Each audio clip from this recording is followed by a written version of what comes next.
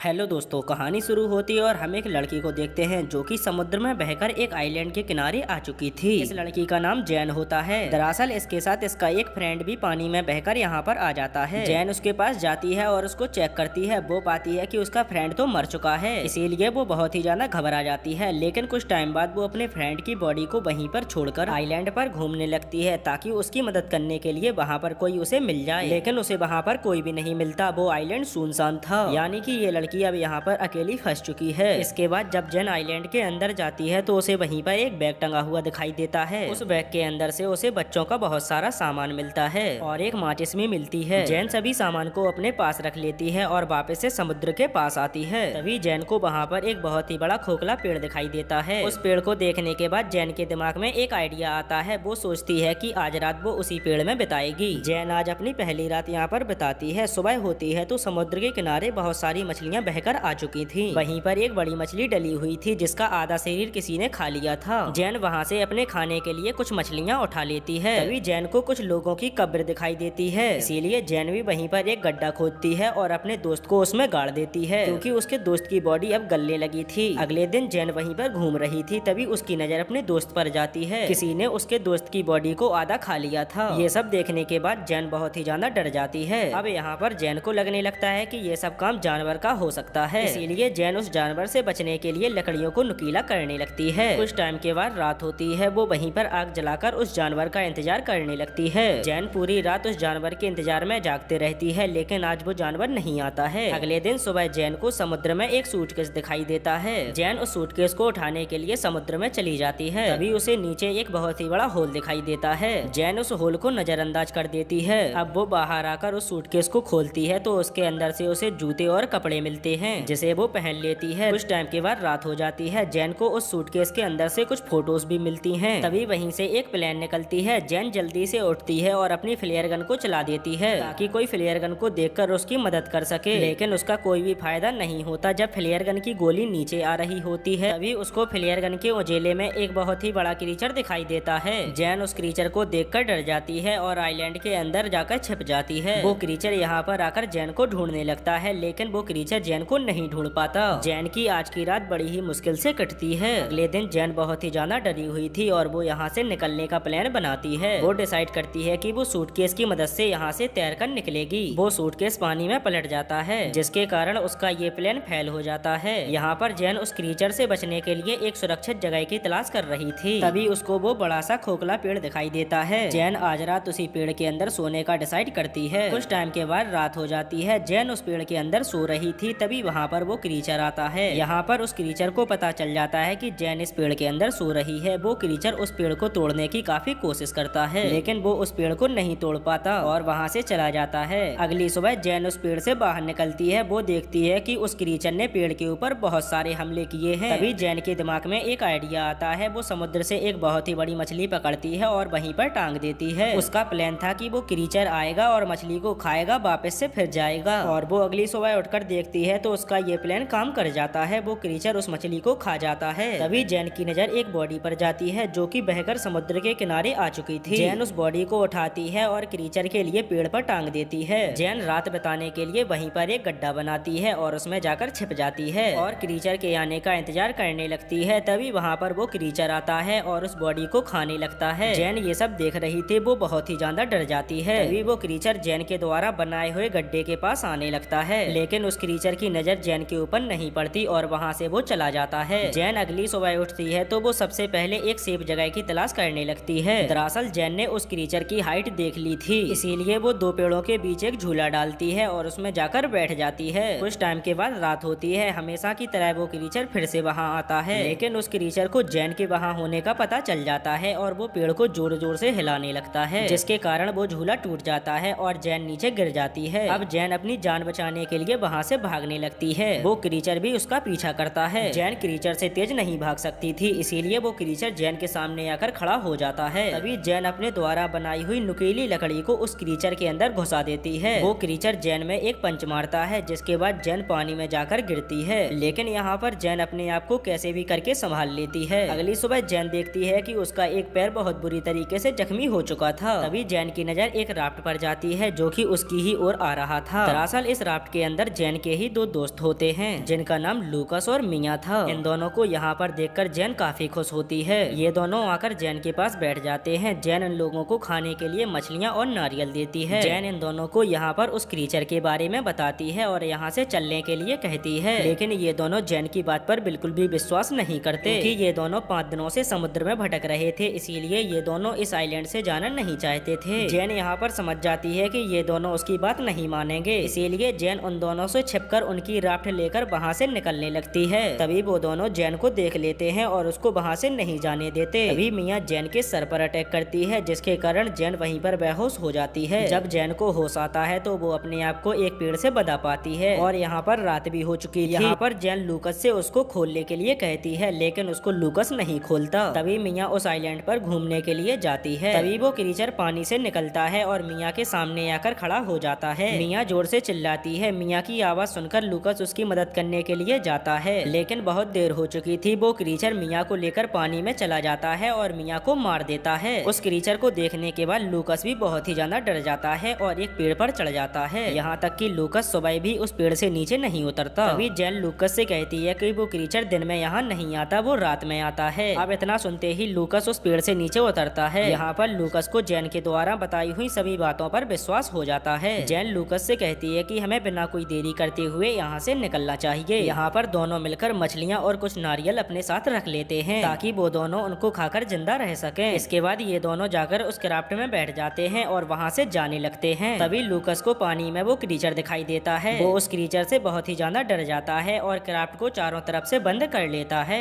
तभी वो creature craft को नीचे से फाड़कर उनके ऊपर अटैक कर देता है और जैन को पकड़कर अपने साथ ले जाता है। जैन के पास चाकू था, इसीलिए वो चाकू से उस क्रीचर के ऊपर हमला करती है। यहाँ पर लूकस भी जैन को बचाने के लिए पानी में कूद जाता है। तभी वो क्रीचर जैन को छोड़ देता है और लूकस को पकड़कर अपने बड़े से हॉल में ले जाता है। यहाँ पर जैन वापस से तैरकर उसी आइलैंड पर पहुँच जाती है। अब जैन समझ जाती है कि वो उस क्रीचर को मारे बिना इस आइलैंड से नहीं निकल सकती, इसीलिए अब वो उस क्रीचर का मुकाबला करने की सोचती है। यहाँ पर जैन वहीं पर पड़ी हुई लकड़ियों को नुकीला करने लगती है, लेकिन उसको ये हथियार कम नुकीले लग रहे थे, इसीलिए वो वहीं पर गड्ढा खोदने लगती है और एक कंकाल को निकालती है। वो उस कंकाल की मदद से काफी नुकीले हथियार बनाती है। यहाँ पर जैन उस क्रीचर को आग में जलाने का प्लान बनाती है और वहीं पर पड़ी हुई सभी लकड़ियों को इकट्ठा करने लगती है और एक घेरा बना देती है और एक जगह आग जलाकर बैठ जाती है। कुछ टाइम के बाद रात होती है। वो क्रीचर वहाँ पर आता है। तभी जैन उन झाड़ियों और लकड़ियों में आग लगा देती है, जिससे कि वो क्रीचर वहीं पर फंस जाता है। यहाँ पर जैन बिना कोई देरी करते हुए अपने नुकीले हथियारों से उस क्रीचर के ऊपर अटैक करने लगती है, जिससे कि वो क्रीचर बहुत ज्यादा घायल हो जाता है। तभी वो क्रीचर जैन में एक पंच लगाता है। जैन दूर आकर गिरती है। जैन उस क्रीचर से बचने के लिए भागती है। तभी वो क्रीचर जैन के सामने आकर खड़ा हो जाता है। यहाँ पर क्रीचर बहुत ही ज्यादा जख्मी हो चुका था, इसीलिए जैन भी यहाँ पर मौके का फायदा उठाती है और उस क्रीचर के ऊपर अपनी चाकू से हमला करने लगती है। वो क्रीचर वहीं पर गिर जाता है। यहाँ पर जैन बिना कोई देरी करते हुए उस क्रीचर का गला काट देती है, जिससे कि क्रीचर वहीं पर मारा जाता है। यहाँ पर हम लोग देखते हैं कि जैन के द्वारा लगाई हुई आग बहुत ही ज्यादा फैल जाती है। वो पूरे जंगल में लग जाती है। अब इतनी ज्यादा आग को देखकर उसकी मदद करने के लिए कोई ना कोई तो वहाँ पर जरूर आएगा। इसी के साथ यह मूवी की एक्सप्लेनेशन यहीं पर समाप्त होती है।